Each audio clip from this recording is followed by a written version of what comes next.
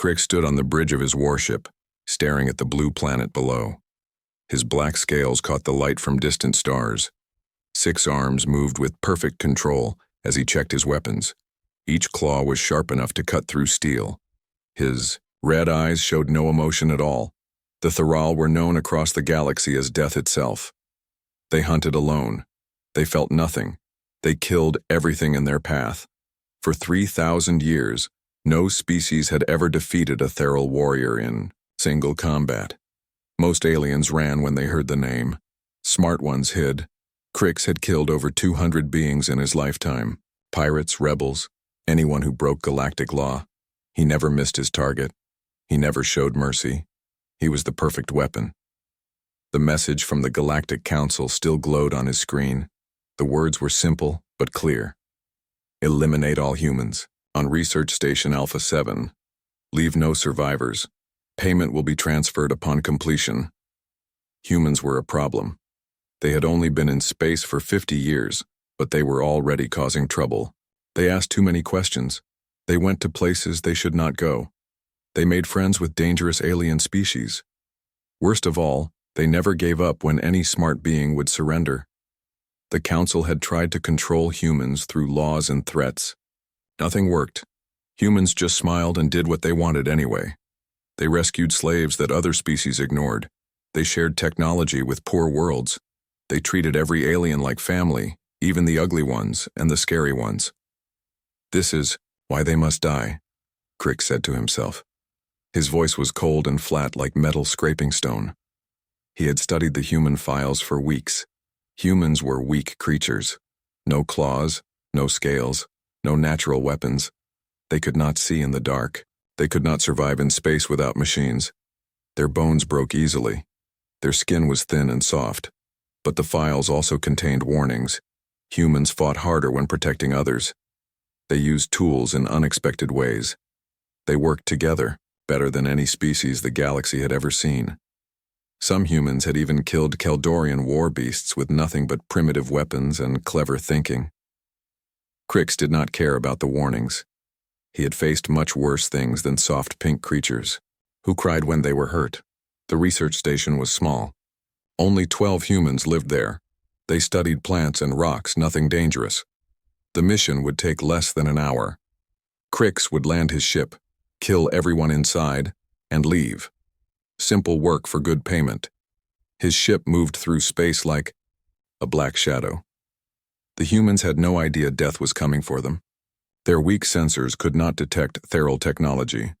Their small weapons could not hurt his armor. They would die before they knew what killed them. Crick landed his ship in the forest near the station. The planet smelled of green growing things and clean water. Humans always picked pretty worlds to live on. It made them easy to find. He checked his gear one more time. Plasma rifle for long-range kills. Energy sword for close combat. Poison darts for silent work. Explosive charges to destroy the station when he finished. Everything a hunter needed. The station sat in a valley between rolling hills. Lights glowed in the windows. Crick could see shapes moving inside. Humans doing their pointless research thinking they were safe. They had no guards, no weapons, no defenses. They trusted that the galaxy was a peaceful place. How wrong they were. Crick moved through the trees like liquid shadow. His 6 arms let him climb and swing faster than any 2-armed creature. His feet made no sound on the forest floor. He had done this dance 1,000 times before. Through his scope, he watched the humans eating their evening meal together. They laughed and talked like children. One female human pointed at something outside and smiled. A male human stood up and acted out some story with his hands. The others clapped and cheered. Crick had never seen his own kind act this way. Tharal ate alone and in silence. They did not touch each other unless fighting. They did not make noise for no reason. Strange creatures, he whispered. But strange did not mean dangerous. Strange just meant different. Different meant nothing to a hunter. The sun was setting. Darkness would make his work easier. Humans could barely see at night. They would stumble around like blind cave worms, while he picked them off one by one. Crick settled into position and waited for full darkness. Soon the mission would begin. Soon 12 more humans would join the billions of other dead things he had left behind across the galaxy. He did not know that everything was about to change. He did not know that this mission would be different from all the others. He did not know that the soft pink creatures below would teach him things that 3,000 years of feral training never could. All he knew was that he was a hunter, and hunting was what he did best. Darkness fell over the research station, like a black blanket. Crick moved closer, his red eyes cutting through the night like laser beams. Every step was planned and silent. Every breath was controlled and steady. The station was bigger than it looked from far away. 3 buildings connected by covered walkways. Gardens full of earth plants grew between them. Strange alien flowers glowed softly in the dark, making patterns of blue and purple light. Crick reached the first building and pressed himself against the metal wall. Through a window, he could see into a large room. What he saw made him freeze. The room was full of wounded aliens. Not humans. Aliens, from different worlds, all hurt and bleeding. A tall blue creature with 4 arms lay on a medical bed. Its chest rose and fell with difficulty. Green blood dripped from deep cuts on its back. A small gray alien child sat crying in the corner. Its big black eyes were full of tears. One of its legs was wrapped in white bandages, and moving between them all was a human male with kind eyes and gentle hands. Dr. Han wore a white coat covered in different colors of alien blood. He moved from bed to bed, checking wounds, giving medicine, speaking soft words. Crick had never seen anything like this. Humans were supposed to fear other species. They were supposed to think only about themselves. But this human was touching dangerous aliens with his bare hands. He was using his own medical supplies to heal creatures that could kill him. A door opened and another human entered. This one was female, carrying a tray of food. She stopped beside the gray alien child and knelt down. She offered the small creature a bowl of soup and smiled when it took the food with shaking hands. "Everything will be okay," she said in a voice like music. "Dr. Han will make you feel better." More humans came into the room. Some carried blankets, others brought water and medicine. All of them worked together to help aliens they had never seen before. Aliens from species that most of the galaxy considered dangerous or worthless. Crick felt something strange in his chest. A feeling he did not understand. His weapon felt heavy in his hands. His mission seemed less important than it had an hour ago. He moved to another window. This room was different. Human children sat at tables, playing games with young aliens. A human boy was teaching a reptile creature how to use colored pencils. A human girl was braiding flowers into the fur of a cat-like alien who purred with happiness. The sounds coming from the room were new to Crick. Laughter, joy, friendship, things his species had no words for.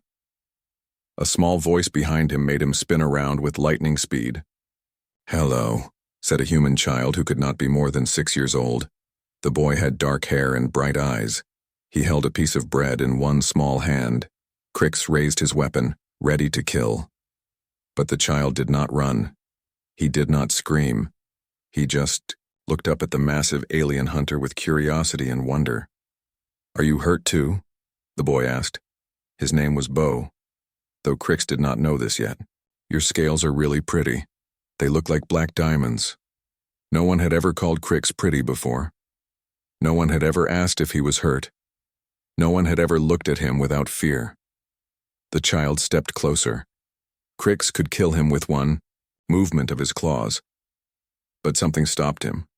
Something he had never felt before. "I have bread," Bo said, holding up his food. "Do you want some? It has honey on it. Honey makes everything taste better."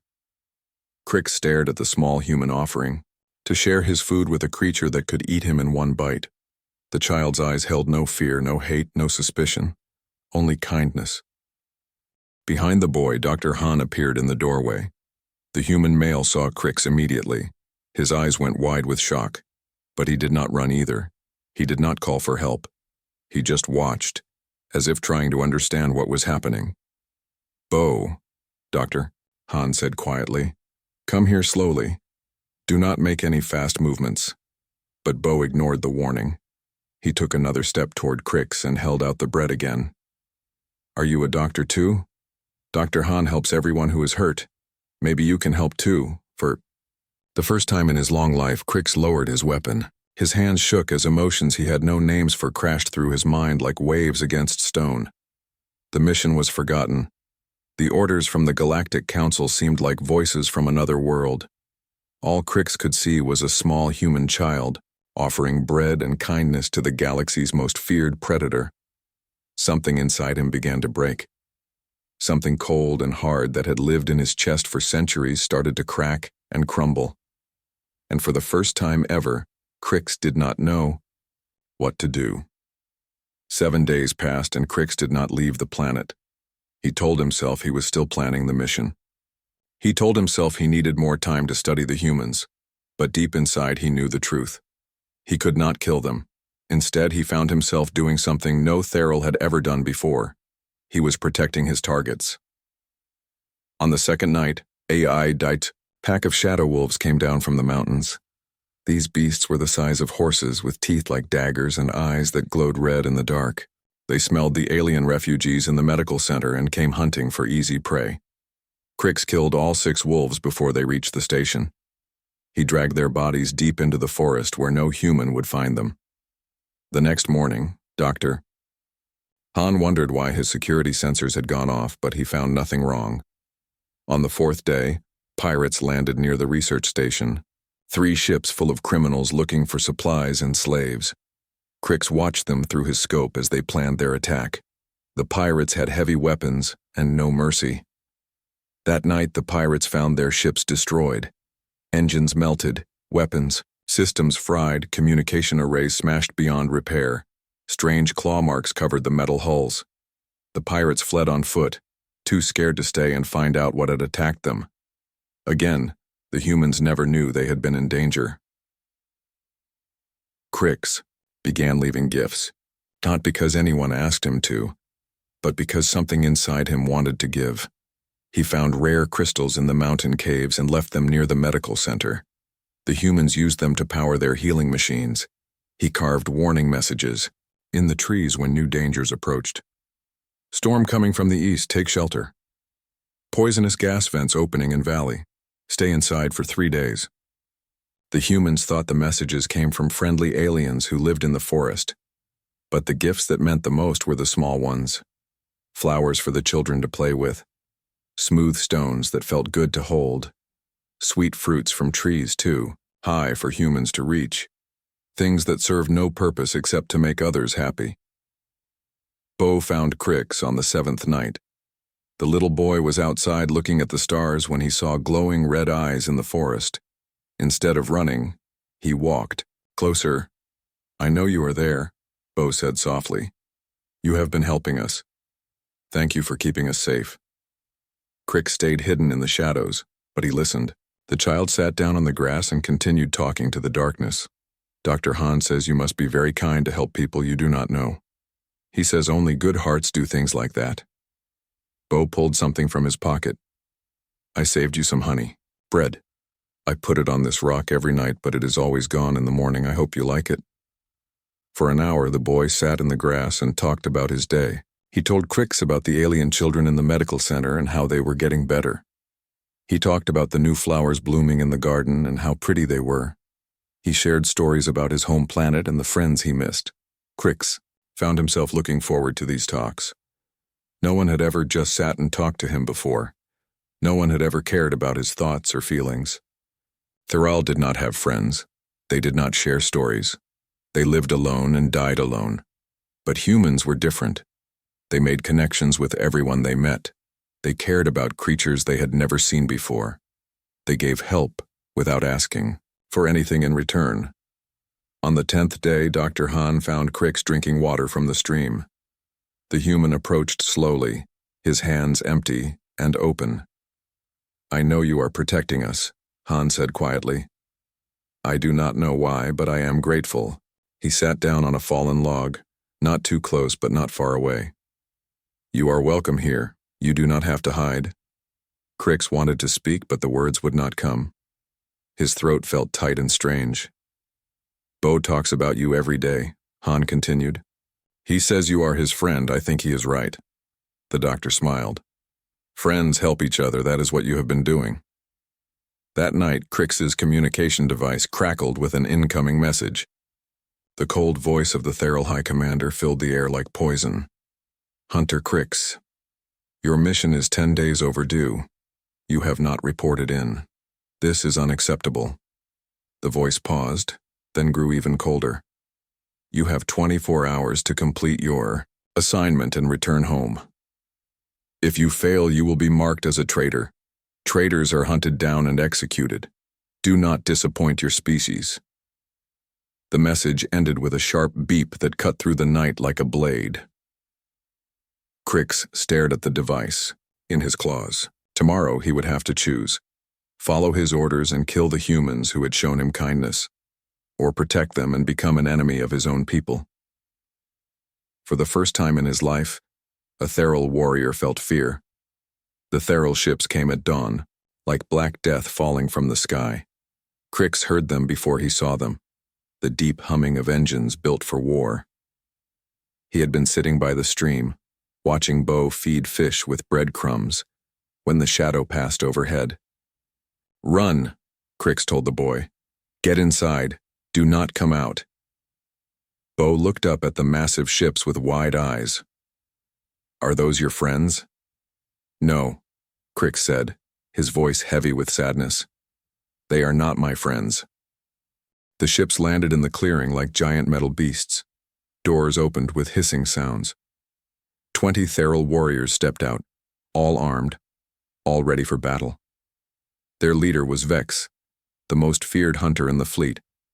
His scales were silver, with age, and his eyes glowed like blue fire. Crix of the Blood Clan, Vex called out. You are under arrest for betraying your species. Crix could have fought. He could have killed half of them before they brought him down, but fighting would put the humans in danger. So he dropped his weapons and held out his 6 arms. I surrender, he said. The energy chains burned as they locked around his limbs. The other hunters looked at him with disgust and hatred. To them, he was no longer Theral. He was something broken and diseased.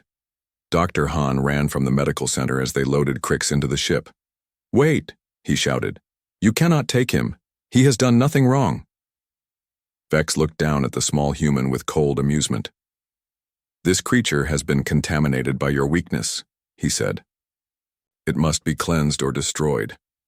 He saved us, Han said, standing between the ship and the warriors. He protected innocent people. Exactly, Vex replied. That is his crime. The ship's doors closed with a sound like thunder. Through the small window, Crick saw Bo crying in Dr. Han's arms. The sight made his chest hurt in a way that had nothing to do with the chains. The journey to the Theral homeworld took 3 days. Crick spent them locked in a metal box barely big enough for his body. The other hunters would not speak to him. They would not even look at him. To them, he was already dead. The trial chamber was a place of black stone and cold light. Hundreds of Theral filled the seats, all watching as Crix was dragged before the high judge. This ancient creature was older than memory, with scales like polished bone and eyes like dying stars. Crix of the Blood Clan. The high judge spoke, his voice echoing off the walls. You are charged with emotional contamination. You are charged with betraying the hunter's code. You are charged with showing mercy to prey species. How do you answer? Crix lifted his head. I am guilty of all charges. Gasps filled the chamber. No Theral had ever admitted to such crimes before. Then you will die, the high judge said. But first we will hear evidence of your corruption. The screens around the chamber lit up with images from the research station. Videos of Crix protecting the humans. Pictures of him leaving gifts. Recordings of him playing with the children. Watching Theral made sounds of disgust and horror. Some covered their eyes. Others demanded immediate execution. But then something unexpected happened. A communication signal broke through the court's defenses. The screen flickered and showed Dr. Han standing in the medical center. Honorable judges, Han said, his voice calm but strong.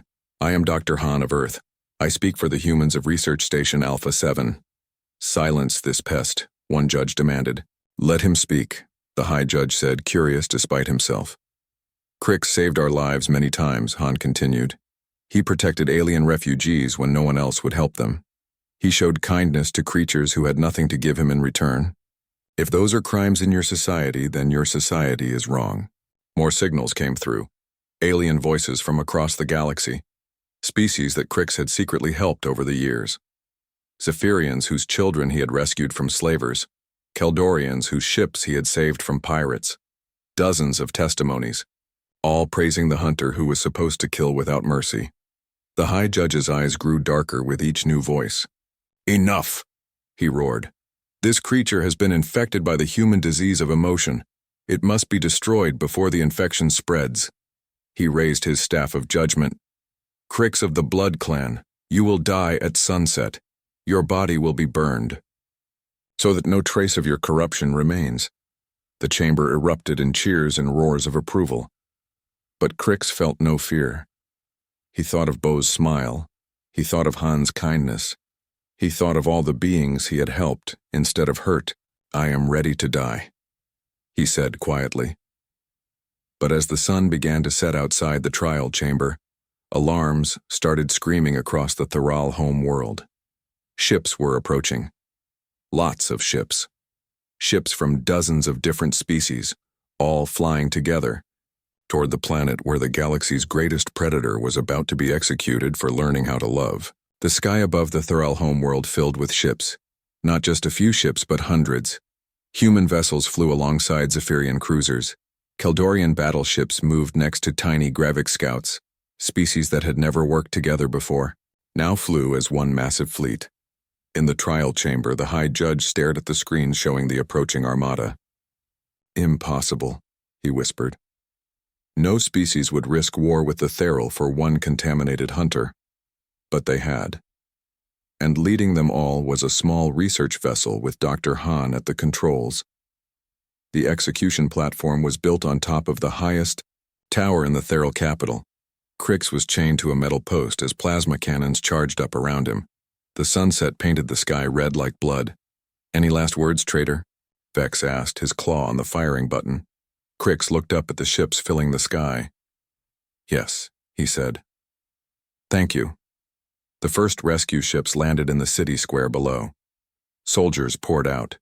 Humans in simple armor, Zephyrians with energy shields, Keldorians carrying massive weapons. They moved like water flowing uphill, unstoppable and determined. Defend the tower, the High Judge commanded. Kill them all. Theral warriors rushed down to meet the attackers. The battle began with flashes of light and sounds like thunder. But something strange happened as the fighting continued. The rescue fleet was not just trying to save Cricks. They were trying to protect each other. Humans threw themselves in front of alien friends to block enemy fire. Zephyrians shared their shields with wounded humans. Keldorians carried injured allies to safety instead of pressing their attack. And watching this display of teamwork and sacrifice, some of the Theral warriors began to hesitate. For the first time in their lives, they saw creatures fighting not for conquest or glory, but for love. On the execution platform, Vex raised his weapon. Time to die, contaminated one. But Cricks's chain suddenly snapped. The metal broke like paper as strength flooded through his body. Not the cold strength of a hunter, but something warmer and more powerful. The strength that came from knowing others cared about him. Vex fired, but Cricks moved faster than he ever had before. The emotions he had learned from humans did not make him weak. They made him more than he had ever been. The two Theral warriors fought on the platform high above the battle.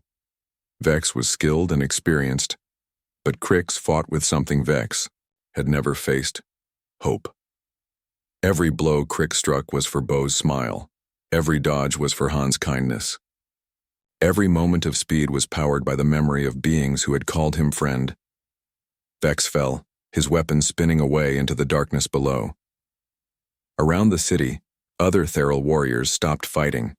They watched their strongest hunter move like liquid lightning, and they felt something stirring in their own chests. Emotions they had been taught to suppress began to surface. One young Theral warrior dropped his gun and helped a wounded human to safety. Another began sharing water with thirsty Zephyrian soldiers. Small acts of kindness that spread like fire through their ranks. In orbit above the planet, the Galactic Council's observation ship recorded everything. The council members watched in amazement as the galaxy's most feared predators began showing mercy and compassion. Incredible, breathed Councillor Nex. The humans are not weakening other species. They are awakening something that was always there. Dr. Han reached the execution platform as Crick freed himself from the last of his chains. Behind him ran Bo, who had insisted on coming despite the danger. "Friend," Bo shouted, running toward the massive alien warrior. Crick caught the boy in his arms, his heart full of feelings he finally understood. "Little friend," he whispered, "you came for me." "Of course we did," Han said, putting his hand on Crick's scaled arm. "That is what friends do." The High Judge appeared on the platform, but he no longer carried weapons. He looked at his warriors below, now helping their former enemies, and saw the future of his species. "What have you done to us?" he asked Han. "We showed you what you could become." Han replied simply.